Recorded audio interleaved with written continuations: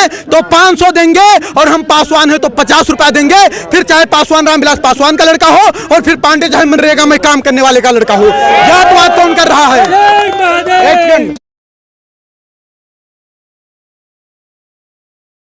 एक मिनट शांत रहिए, एक मिनट शांत रहिए, शांत रहिए। हमारा नाम सर्वेश पांडे है, मैं उत्तर प्रदेश बहराइच की धरती से आया हूँ। आप जो जातवाद की बात करते हैं, मैं बताता हूँ जातवाद का दर्द। हाँ, हम लोग कर रहे हैं ना, हम लोग कर रहे हैं, आप भी नहीं कर रहे। जो आप बैनर पे लिख रहे हैं उसके मुद्दे पर देखिए हमारी मांगे क्या क्या है उस पर बता दें। जातीय आरक्षण खत्म, हाँ एकदम खत्म होना चाहिए आज। हाँ हाँ बस एकदम उसी पर बता रहे हैं आपको, उसी पर बता रहे हैं। क्या टाइटल लगा, एक सेकंड हम बोलने दीजिए ना बीच में। क्या टाइटल लगाना जातवाद है? अगर टाइटल लगाना जातवाद है तो पासवान भी लगाते हैं, यादव भी लगाते हैं, वर्मा भी लगाते हैं, शर्मा भी लगाते हैं, तिवारी भी लगाते हैं, मिश्रा भी लगाते हैं, पाड़े भी लगाते हैं। ये जातवाद नहीं है। आज एक तरफ हमारा अगर निमंत्रण होता है भोजन करने के लिए जाते हैं बफर सिस्टम में, भोजन किसने बनाया क्या पूछते हैं, हमारे बगल में किसने रोटी उठाई क्या पूछते हैं, हम साथ में भोजन करते हैं, किसी की जात नहीं पूछते। हम एक कॉलेज में जब एक मिनट ध्यान से, जब हम कॉलेज में एडमिशन लेते हैं और किसी भी बच्चे से मित्रता करते हैं तो उसकी जात नहीं पूछते। एक चाय की दुकान पर जाते हैं, चाय वाले से चाय लेते हैं, उसकी जात नहीं पूछते। समोसे से समोसा लेते हैं, जात नहीं पूछते। सब्जी वाले से सब्जी लेते हैं, जात नहीं पूछते। लेकिन जब हम सरकारी काउंटर पर फार्म भरने जाते हैं तो हमारी जात पूछी जाती है। हम पाड़े हैं तो 500 देंगे और हम पासवान हैं तो 50 रुपया देंगे, फिर चाहे पापा देंगे, फिर चाहे पासवान रामविलास पासवान का लड़का हो और फिर पांडे चाहे मनरेगा में काम करने वाले का लड़का हो। जातवाद कौन कर रहा है? एक पूछना है तो पूछिए, आप पूछिए प्रश्न। क्या बेनिफिट होगा अगर ये खत्म हो जाएगा? देखिए बाबा साहब अंबेडकर ने कहा 10 साल के लिए रिजर्वेशन होना चाहिए। इस देश के चंद गद्दार नेता आज क्या कह रहे हैं कि आज 70 साल बाद बाबा साहब भी आ जाएंगे लेकिन आरक्षण नहीं खत्म होने देंगे। तो क्या वो बाबा साहब के सिद्धांत पर चल रहे हैं? कभी पाड़े तिवारी मिश्रा ठाकुर साहब अग्रवाल बनिया को नहीं देखा होगा कि वह दलित समाज को जात के आधार पर गाली दे। आप मुझे बताइए, भारत समानता का अधिकार देता है सबको, फिर भी वो जात के आधार पर पंडित जी बभनवा ठकुरवा कह करके 500 गाली दे, उनके खिलाफ कोई कानून नहीं है। उनकी बकरी हमारे खेत में चली जाए हमको डांट दे, जात सूचक शब्द के तहत जेल में हमको डलवा देंगे। ये हमारे साथ अन्याय है या न्याय है? अन्याय हमारे साथ कौन कर रहा है? आज कानून बनाए जाते हैं कि किसी दलित लड़की का आप गलत दृष्टि से पीछा करते हैं, किसी दलित लड़की का आप गलत दृष्टि से पीछा करते हैं तो आपके ऊपर कम से कम 1 लाख रुपए जुर्माना लगेगा, आपके ऊपर हर्जन एक्ट भी लगेगा। लड़की सामने जा रही है, हमें क्या पता कि वो दलित है कि सवर्ण है। दूसरी बात, अगर कोई सवर्ण लड़की का गलत दृष्टि से पीछा करता तो उसके खिलाफ ऐसा कानून क्यों नहीं होना चाहिए? यह भेदभाव हो रहा है कि नहीं हो रहा है? आज मैं स्वयं 8वीं क्लास में पढ़ता था, मैं 1.5 साल का था तभी हमारे पिताजी खत्म हो गए थे।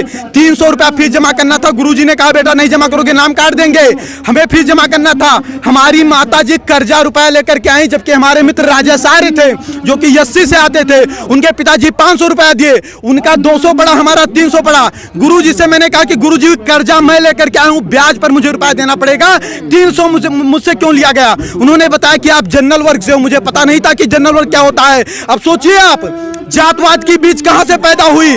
हम उस आर्य के साथ बैठते थे, भोजन करते थे, खाना खाते थे, साथ में पढ़ने जाते थे। हमने जातवाद नहीं किया, लेकिन हम पाड़े थे इसलिए 300 रुपया लिया गया, हम ब्याज पर लेकर आए थे, भुखमरी के कगार पर थे, ये हमसे नहीं पूछा गया। जात के आधार पर तो शोषण हमारा हो रहा है 70 साल। आप बताइए, एक छोटी सी बात बताइएगा, भारत का संविधान कहता है, वहां देख के बोलो ना, भारत का संविधान कहता है कि अगर किसी का बाप 302 करेगा तो उसकी सजा उसके बाप को मिलेगी, बेटे को नहीं मिलेगी। सही कह रहा हूं, गलत कह रहा हूं? अगर मैं किसी का मर्डर करता हूं तो उसकी सजा मेरे भाई को मिलेगी या मुझे मिलेगी? किसे मिलेगी? मुझे मिलेगी ना। तो सोचिए 1947 के पहले जो शोषण हुआ, ना शोषण करने वाले जिंदा हैं और जिनका शोषण हुआ ना वो जिंदा हैं। फिर उसका बदला 1999, 92 और 95 में पैदा होने वाले बच्चे से क्यों लिया जा रहा है?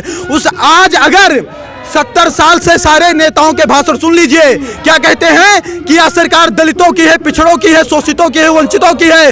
फिर भी 70 साल से दलित दलित है, शोषित शोषित है, वंचित वंचित है। तो इसका जिम्मेदार सरकार है कि सवर्ण है? इसका जिम्मेदार संविधान है कि सवर्ण है? सवर्ण के ऊपर कैसे आरोप लगाया जा सकता है?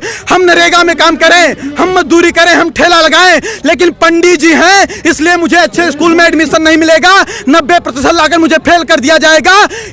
क्या मुझे इस देश में न्याय नहीं मिलना चाहिए? और अगर न्याय देने की क्षमता इस देश की सरकारें नहीं रखती हैं तो खुल करके कह दें कि आप इस देश के नागरिक नहीं हो, हमारे मताधिकार भी छीन लें। फिर क्यों कह रहे हैं, हमारे वोट क्यों ले रहे हैं वो लोग? SC/ST एक्ट का दंश मैंने झेला है। अब आप क्या मांग रख रहे हैं? अगर इन मांगों को नहीं माना जाए, हमारी मांग ये है कि देखिए, एक समय था, एक कालखंड था जब जातवादिता रही होगी। आज जातवादिता नहीं है। यहाँ जितने लोग आए, मैंने किसी की जात नहीं पूछी, सबसे हाथ मिलाया, नमस्ते प्रणाम किया। आज कोई ऐसा नहीं करता। अंतर्जातीय विवाह भी हो रहे हैं। अंतर्जातीय विवाह, आपको पता होगा कि भारत का संविधान कहता है कि 18 साल की लड़की हो जाएगी तो स्वेच्छा से शादी करने के लिए वह निर्णय ले सकती है कि नहीं है? तो अब शादी अंतरजातीय करना है कि जातीय करना है, वो लड़कियों के ऊपर निर्भर है। बाप उस पर दबाव नहीं बना सकता है, उस पर आप हम पर भी प्रेशर नहीं बना सकती हैं। और आपको बता दूं, अगर अंतरजातीय शादी करने से जातवाद खत्म होता तो अम्बेडकर की वाइफ भी ब्राह्मण थी, वो क्यों नहीं ब्राह्मण हो गए अम्बेडकर जी? वो दलित के दलित क्यों रह गए? रामविलास पासवान ब्राह्मण क्यों नहीं हो गए? वो दलित के दलित क्यों हैं? ये चंद लोग मलाई काट रहे हैं। आज गांव का गरीब दलित गोबर और मिट्टी में पड़ा है और दलित का मुद्दा उठाने वाले लोग मर्सिडीज से चल रहे हैं। उसके बाद उनका शोषण वो करते हैं। 22.5% दलितों का रिजर्वेशन, क्या उसमें कोई सवर जा सकता है? नहीं जा सकता। उसका लाभ कौन ले रहा है? दलित ही तो ले रहा है। अगर कहीं पर आरक्षित सीट आती है तो वहां चुनाव कौन लड़ेगा? दलित ही तो लड़ेगा, सवर तो लड़ नहीं पाएगा। फिर उनका अधिकार कौन खा रहा है? 56,000 करोड़ अनुसूचित जात के लिए और 39,000 करोड़ अनुसूचित जनजात के लिए ये जात के आधार पर बजट है। अगर जात के आधार पर ये बजट आए तो उन्हीं के जात के लोग खाए कि हम लोग खा लिए? फिर आरोप हमारे ऊपर कैसे लगाया जा रहा है कि हम उनका शोषण कर रहे हैं? ठीक है, और कोई बात हो तो बताइए। हम ये बताना चाहते हैं, देखिए, हमारी सरकार से देखिए, हम इस देश के नागरिक हैं। हमने कभी तोड़ फोड़ नहीं किया, हमने कभी किसी का विरोध नहीं किया। हमने एक सेकंड बोलने नहीं दीजिए ना, 1 मिनट रुक जाइए, 1 मिनट रुक जाइए, कुछ बोलने दीजिए ना। हमने कभी सरकार के खिलाफ आवाज नहीं उठाई, हमने कभी तोड़ फोड़ नहीं किया, हमने बस नहीं जलाए, हमने ट्रेन नहीं फूकी। हमारी मांग हमेशा शांति से रही है। बाप दादा देश के लिए, धर्म के लिए लड़ते लड़ते मर गए, उनके बच्चे आज सिस्टम से लड़ करके मर रहे हैं। 2 लाख ब्राह्मणों के जनेऊ तोड़वा दिए गए, गर्दनें कटवा दी गई। 12-12 साल के राजपूत बच्चे, उनकी माएं तिलक लगा करके युद्ध क्षेत्र में भेज देती थी, तब हमारा धर्म बचा। हम देश और धर्म के लिए लड़ते लड़ते मर गए, हमारे बाप दादा मर गए, आज हम सिस्टम से लड़कर मर रहे हैं। क्या इसीलिए लड़कर मरे थे? हमारी मांग है कि राष्ट्रीय स्वर्ण आयोग का गठन हो। सभी में गरीबी होती है, जात के आधार पर आरक्षण न होकर आर्थिक आधार पर दीजिए और SC/ST एक्ट में जांच की व्यवस्था हो। क्योंकि अगर हमें अधिकार नहीं है जात सूचक शब्द के तहत किसी दलित को गाली देने की, तो किसी दलित को भी अधिकार नहीं होना चाहिए कि जात सूचक शब्द के तहत हमें गाली दें। बार बार कहते हैं 5000 वर्ष से शोषण किए हो, तुम यूरेशिया से आए हो, यूरेशिया चले जाओ। क्या इनके बाप का देश है? अगर इनके बाप का देश है तो मंगल पांडे जब गोली चला रहे थे तब कहाँ चले गए थे लोग? कहाँ चले गए थे लोग? सपोर्ट कर दिया, आना नहीं पड़ता यहाँ। और कोई बात होगी तो बताइएगा, हम अपने मुद्दे पर तटस्थ हैं और अगर कहीं किसी को समस्या होगी तुरंत बताइए। तो आपने देखा यहाँ पर जो है आरक्षण जो है जातिगत आरक्षण नहीं होना चाहिए, यहाँ पे मांग की जा रही है। नई दिल्ली के जंतर मंतर पर तमाम लोग आकर के यही कह रहे हैं कि जातिगत आरक्षण नहीं होना चाहिए और SC/ST एक्ट जो लगाया गया है, जो बनाया गया है, इसमें सुधार होना चाहिए। क्यों है कि इन सब चीज़ों को जो है सरकार इस पे सुनवाई करे, इस पे संज्ञान ले जो ये मांग रहे हैं। और जेठेरी जी जो है रामलीला मैदान में उनका आमरण अनशन चलता रहेगा। जो इनकी मांगें हैं वह पूरी होनी चाहिए। इन्हीं मांगों को लेकर के ये लोग नई दिल्ली के जंतर मंतर आए हैं और लगातार इन मांगों को ये सरकार के आगे रखते रहेंगे। तो आप लोग खोज खबर को देखते रहिए। खोज खबर को subscribe, like, share, comments and bell icon दबाना ना भूलें।